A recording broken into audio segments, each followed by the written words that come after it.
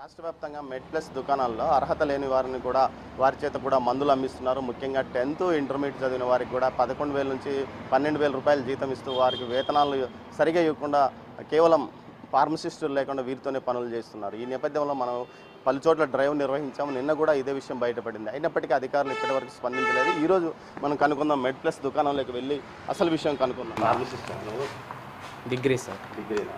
అంటే ఫార్మసిస్ట్ కాకుండా మీరు పనిచేస్తున్నారు? ఫార్మసిస్ట్. అమ్మాయి ఎంతమంది ఫార్మసిస్ట్?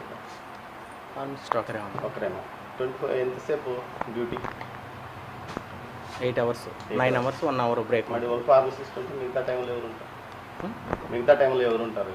అంటే మీరు ముగ్గురు ఉన్నారు. ముగ్గురు ఫార్మసిస్ట్. ఫార్మసిస్ట్ సర్టిఫికేట్ ఉందా? ఎక్కడ ఉందా ఫార్మసిస్ట్? మీ ID card, pharmacy ID card Vijayawada అంటే ఇక్కడ తగలేదా? మీరు ఎక్కడ చూపించలేదా? చూపించాం సార్. అక్కడ పడేది ఇక్కడ లేదు లైసెన్స్ కానీ ఎక్కడ.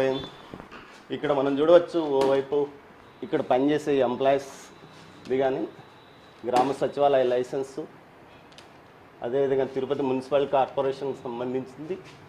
ఇక్కడ ఫార్మసిస్ట్ సర్టిఫికేట్ అయితే మనకి ఎక్కడా కనిపించలేదు. ఫార్మసిస్ట్ సర్టిఫికేట్ లేకుండా ఏకంగా ఇక్కడ అమ్మకాలు కొనసాగిస్తున్న పరిస్థితి. ఇక్కడ చూసిన దాని ప్రకారం వారిద్దరూ ఫార్మసిస్టులు కాదు, అయితే సర్టిఫికేట్ ఐడి కార్డు అడిగితే తమ వద్ద లేవంటూ కూడా చెప్తున్న పరిస్థితి. ఈ విషయం గురించి నిన్న ఏదైతే మనము తిరుపతికి సంబంధించి తిరుపతి జిల్లా అడిషనల్ డైరెక్టర్ డ్రగ్స్ అధికారిని ప్రశ్నిస్తే ఇలాంటివి సామాన్యమే, ఇంటరు 10th చదివిన వారిని కూడా ఉపయోగించుకుంటారంటూ మాట్లాడారు. మరోవైపు జిల్లా ఏదైతే తిరుపతి నగరానికి సంబంధించిన డ్రగ్ ఇన్స్పెక్టర్కు ఫిర్యాదు చేయగా తాముకు ఇతర పనులు ఉన్నాయి అంటూ హడావిడి చేసింది. మొత్తం మీద అధికారులు రాష్ట్రంలో ప్రభుత్వం మారినప్పటికీ అధికారుల తీరులో మార్పు రావడం లేదు. ఇప్పటికీ వారు ఎవరైతే గతంలో ఎవరికి కొమ్ము కాస్తారో వారికి కొమ్ము కాస్తున్న పరిస్థితి కనిపిస్తుంది. ఈ పరిస్థితుల్లో బిగ్ టీవీ నిన్నటి నుంచి డ్రైవ్ నిర్వహిస్తుంది. ఎక్కడా కూడా ఎవరు సరైన స్పందన రావడం లేదు. దీనిపైన మనం అటు జిల్లా ఉన్నతాధికారుల దృష్టికి తీసుకెళ్ళినప్పటికీ వారు ఈ విషయం మీద మేము విచారణ చేస్తాము, ఏదైతే మెడ్ప్లస్లో పనిచేస్తున్న వారికి కనీస వేతనాలు కేవలం 15,000 నుంచి 12,000 మాత్రమే ఇస్తున్నారన్న విషయాన్ని కూడా అధికారుల దృష్టికి తీసుకెళ్ళినప్పటికీ వారి వైపు నుంచి స్పందన లేదు.